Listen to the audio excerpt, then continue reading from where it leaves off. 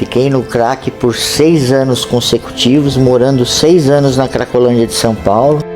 Eu vi pessoas morrer na Cracolândia por causa de uma pedrinha de crack. Ali eu vi que eu poderia morrer, ali eu vi a morte pela primeira vez.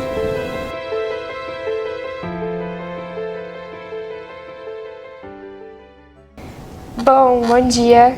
Primeiro, se você puder falar um pouco sobre você, se apresentar. Bom, meu nome é Alex Braga, eu sou psicanalista formado pela Unifesp.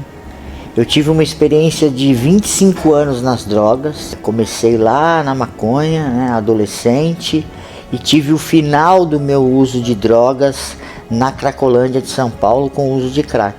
Fiquei no crack por 6 anos consecutivos, morando 6 anos na Cracolândia de São Paulo. Consegui a recuperação depois de 6 anos, e aí eu fui estudar porque eu me interessei por essa doença. Eu queria saber o que eu tinha, eu queria saber por que eu usava droga. Eu não entendia por que eu era chamado de nóia, de vagabundo, de sem vergonha, porque eu não me achava aquilo, e eu descobri que era uma doença. E aí eu fui estudar essa doença e me formei em psicanálise e terapeuta pela Unifesp. Como começou o vício e onde foi seu primeiro contato? Meu primeiro contato com as drogas foi na escola. Tive a experimentação da maconha para saber como que era o gosto, Não gostei da maconha, mas gostei de ficar entorpecido e quis experimentar outras drogas. E logo experimentei a cocaína. A cocaína eu gostei muito porque era uma droga que perdia a inibição, Ficava falante, e logo comecei a fazer uso da cocaína, Eu sou formado em jornalismo também. Então, no período acadêmico de jornalismo, eu fiz muito uso de cocaína. Principalmente no jornalismo, que a gente precisa falar, Precisa ser expansivo, e a cocaína é uma droga que faz isso. Porém, eu não sabia o estrago social que a droga tem, No sentido de você não conseguir cumprir trabalho, de você não conseguir cumprir meta, de você começar a deixar de andar com seus amigos que realmente são seus amigos, você começar a faltar aula, começar a ficar em DP, Então, malemar eu consegui completar jornalismo já por decorrência do uso da cocaína no período acadêmico. O quanto você acha que o vício impacta nas tomadas de decisões e impacta na vida? O vício impacta demais em qualquer tomada de decisão e na vida. Por quê, Uma pessoa que está sob o efeito da droga, vou colocar o nível máximo, A gente vê muito na televisão e tem curiosidade de saber. Aquelas pessoas que estão lá na Cracolândia, que parecem zumbi, aquelas pessoas, elas sentem.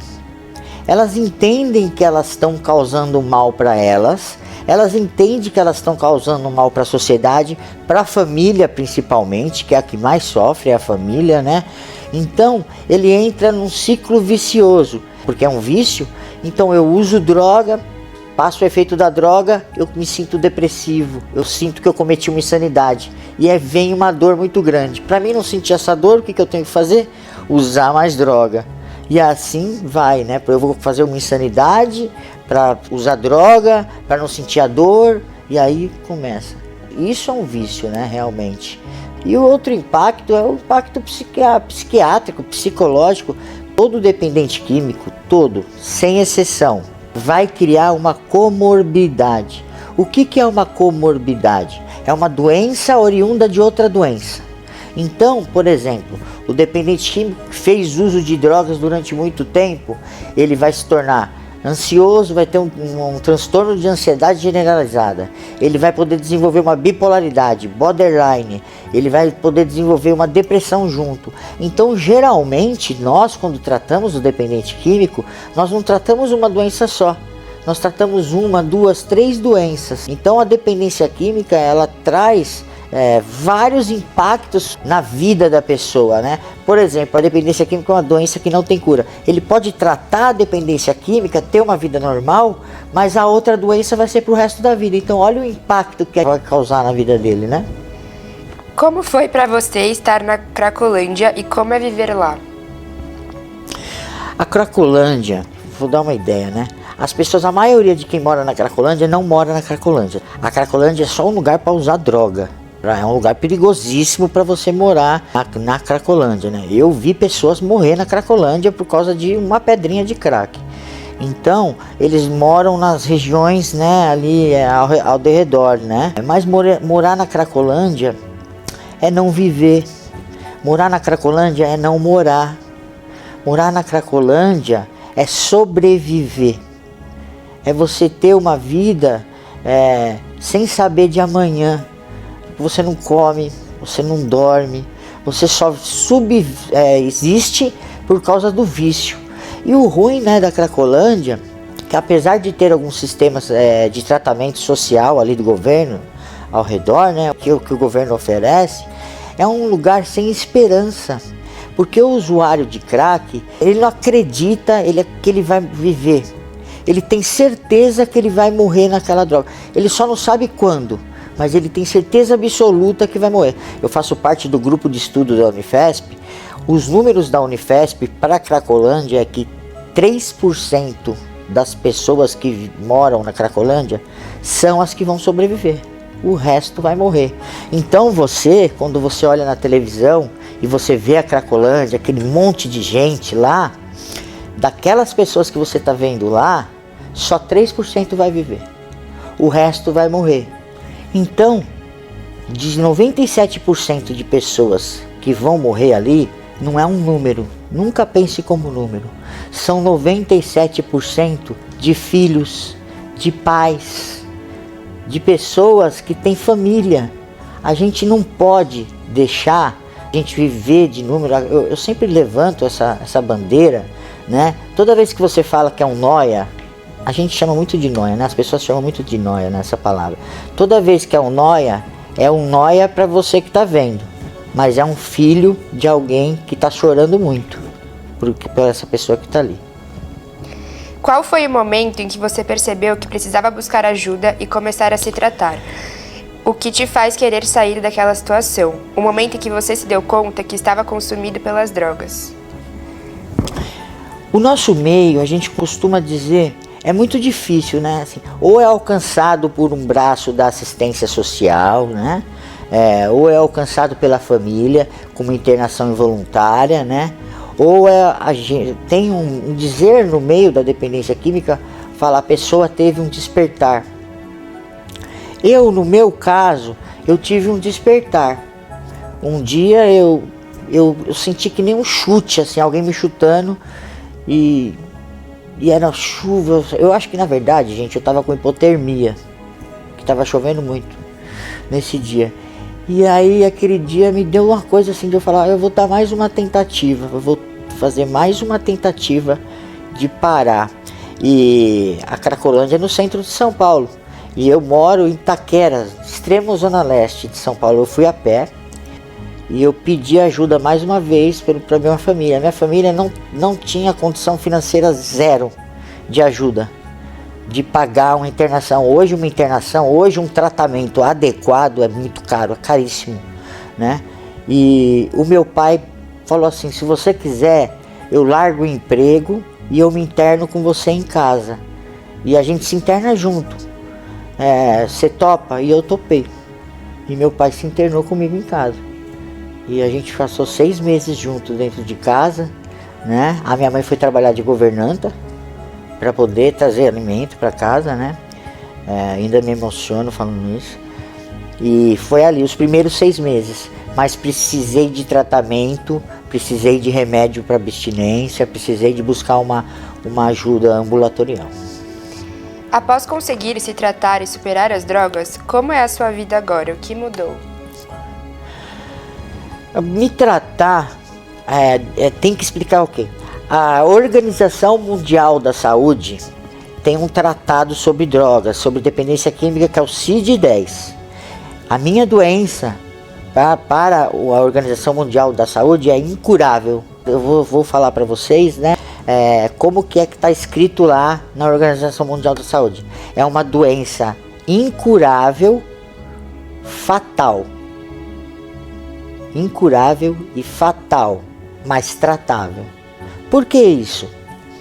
Porque não adianta, se eu fizer hoje o uso de novo de uma dosezinha assim pequenininha de droga, eu vou voltar a ser aquele mesmo Alex da Cracolândia. Eu vou querer usar tudo de novo.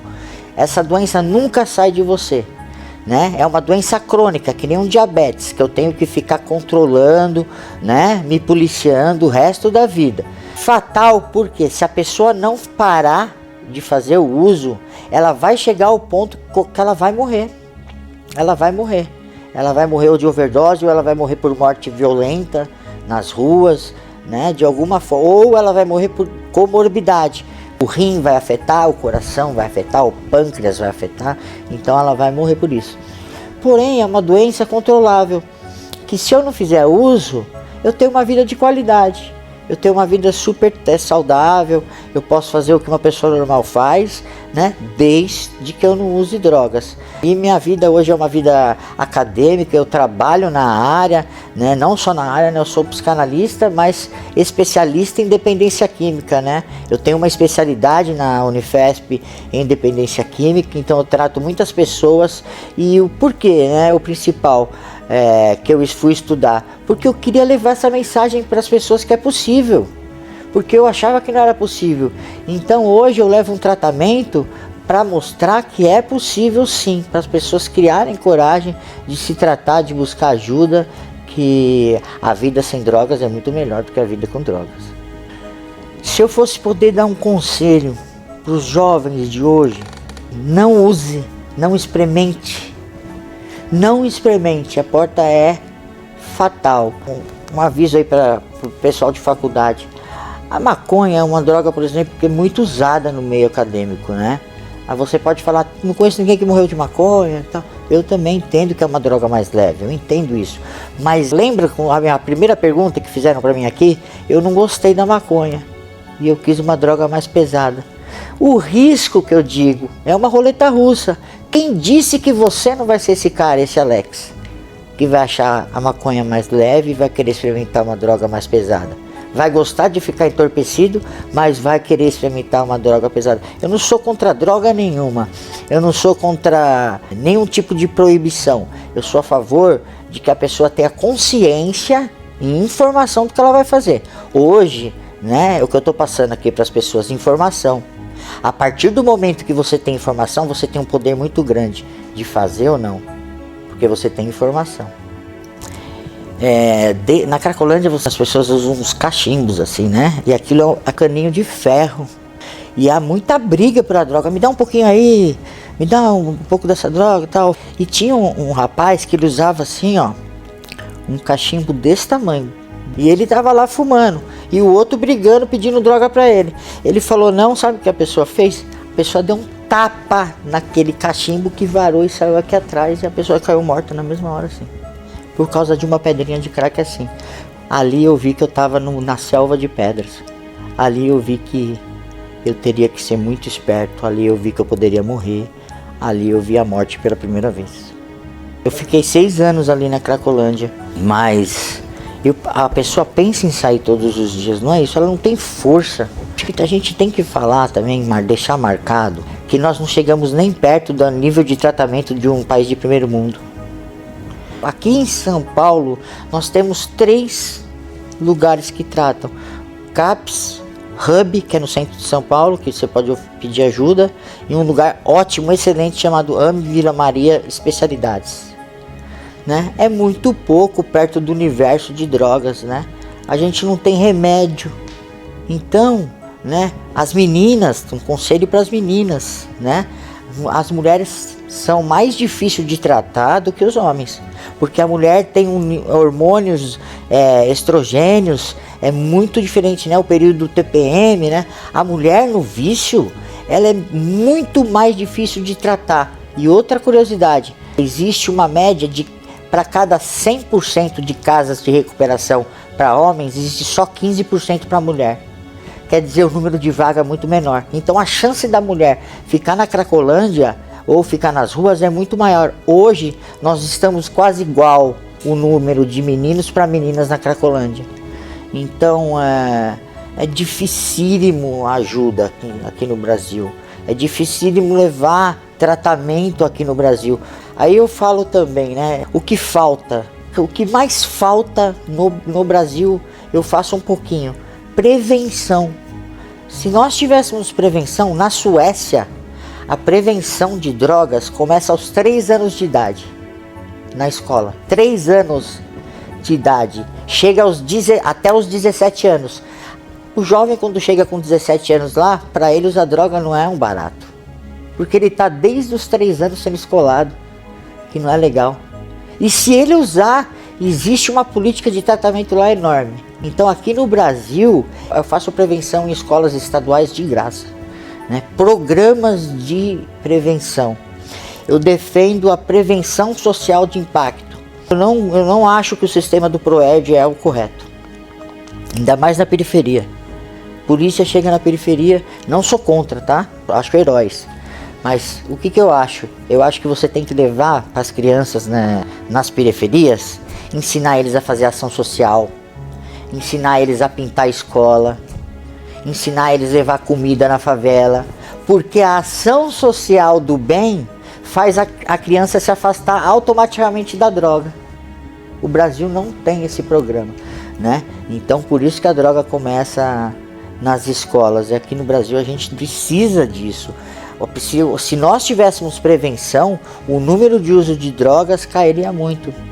O que defende a legalização, outra coisa que eu acho que no Brasil não vai dar certo.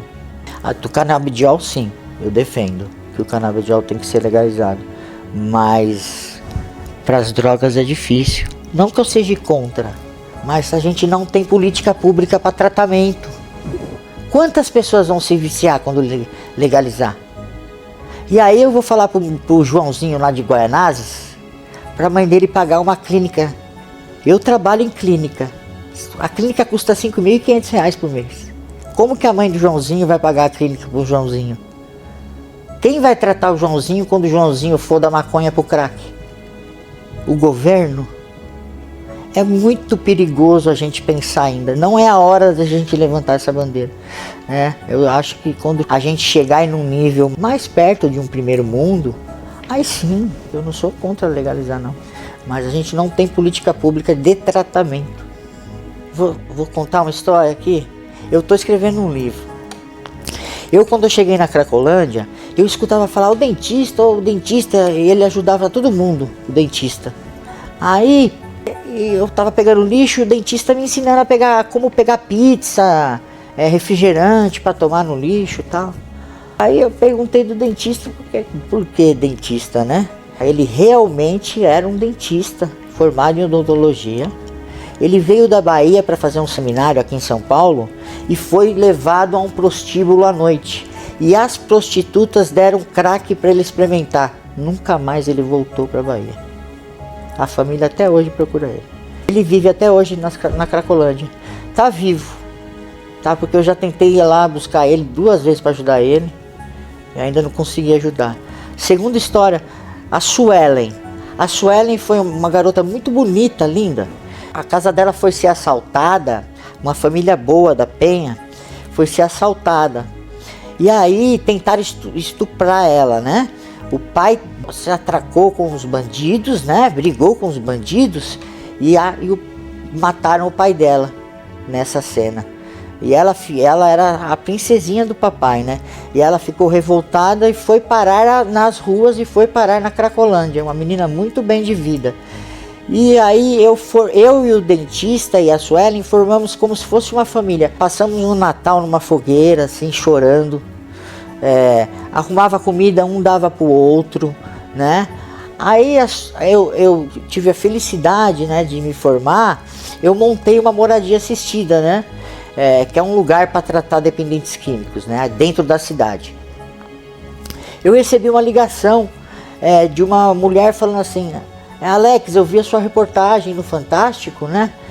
E a Rede Globo me passou seu telefone. E a Suelen está morrendo no Emília Ribas de tuberculose e HIV. Você poderia ajudar? Eu falei, claro que eu vou ajudar ela. E fui para lá para ajudar, né?